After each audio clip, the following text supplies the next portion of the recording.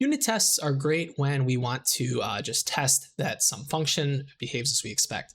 But there's something really cool called elm-program-test created by Aaron Vonderhaar that allows us to just test our entire program by providing init, update, view subscriptions, the functions that we made throughout this course.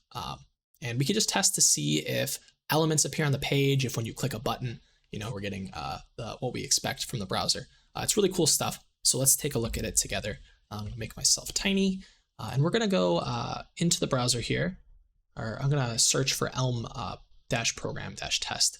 So these are our Elm tests from the last video, which are great for unit tests. I'm just going to search elm-program-test, and we are going to check out the getting started here. So API documentation. So what we're going to do is we are going to use elm test install program test here.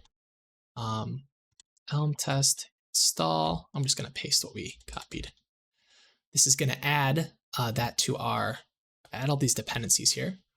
So what you'll see is if we look at our Elm JSON, now our test dependencies section, we have access to this, we have access to this, and it's added all these indirect dependencies, which are just used under the hood by elm-program-test.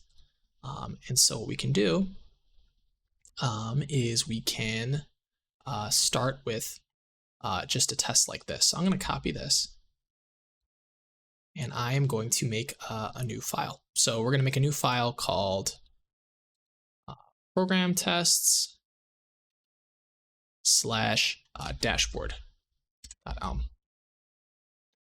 So module, if I save this, module program tests dashboard, and we're going to test. We're going to describe the dashboard here. Describe. This is all the stuff that we saw in the last video. All the describe keywords, test, expect. That all works, but it's going to allow us to test HTML in a little bit easier of a way. So we're going to describe the dashboard page, and what we want is to be able to add our list of tests here. Oops. Yeah, that's right. I'm just gonna kind of minimize this a little bit. So how program tests work is you can create programs. Remember when we learned about sandbox, element, all that stuff? Well, program tests can be all those things too. So for our program, we're not using sandbox or element anymore. We're using document. So what I'm going to do is I'm going to use create document. We're going to skip this create application thing for now, but I think we might come back to that later. I'm just going to show you how we can use this to test a single page, which has a shape that's a lot more similar to what we already have. Pages, dashboard, where we have our init, we have our update, we have our view, and we don't need to worry about subscriptions right now. So this is our thing here. We're going to want to also create a context. Remember, we have a context that gets passed in to all these functions here. So view gets a context, update, init. What we're going to do is we're going to import this module, and we're going to make sure that we are able to provide an initial testing context. So what I'm going to do is I'm going to get rid of all the stuff in context that we don't actually use in our programs. So I'm going to get rid of this URL. We don't really care about that right now because none of our pages are working with the URL at this point. So all we need to do is update that and then not pass that in.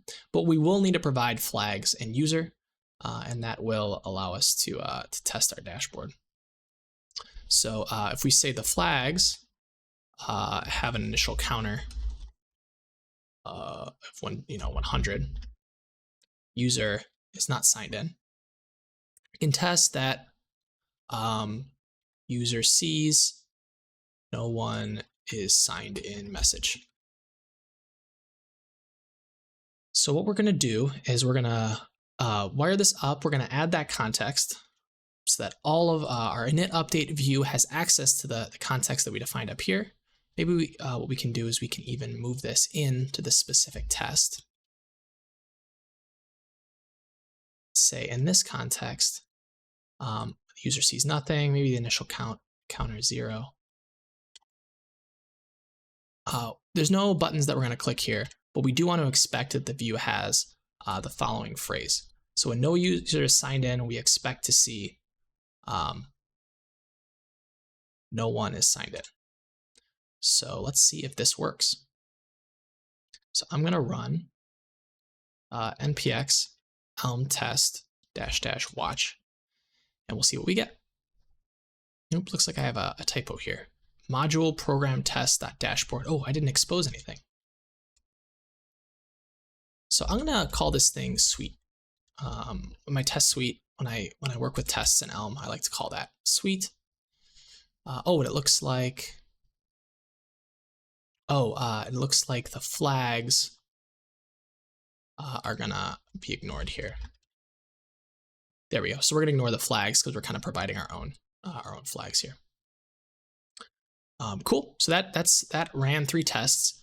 We can test to see if this breaks if we have a user, right? So username equals Ryan. When I save this, we're gonna get an error which says it doesn't say no one has signed in because we have the username Ryan here. So what this is doing is this is actually testing the HTML that our dashboard is coming back with. So I'm gonna be able to test that in this context, no one has signed in comes back, and those tests pass. But we can test a different context. I'm gonna make this a function because I think it'll be helpful. So we can say start page. We're gonna give this context or set up page. Set up page takes in a context, and it's going to return, that Elm program test. I'm just going to do this here because I don't actually know what the type is. Let's see what that looks like. So here, what we're going to be able to do is provide a context just inline and make these tests a little bit more concise. So I'm going to just move this over here too. Just going to do this. I don't care about that type. So we can add a test for this, and we can add a test for when a user is signed in. When the user is signed in, we want to say that it says who is signed in. So username, if it's Greg, we want our page to say signed in : Greg. And the test run failed. Multiple tests. So user sees who is signed in. So it looks like we don't have, signed in as was the message. So look, so we can add in specific things that capture exactly what the user should see. So we can have, like, if they click the sign in button, it redirects them to the page. That's where the browser application stuff comes in. I'm not going to cover that in this video, but I encourage you to check out the docs over here at packageelmlang.org and check out the Elm program test package, because it's going to allow you to do URL request, URL change, and so you can have program tests, you can have unit tests, and those are some tools that I recommend checking out if you want to get into testing your own programs. Yep, that's pretty much it. Thanks.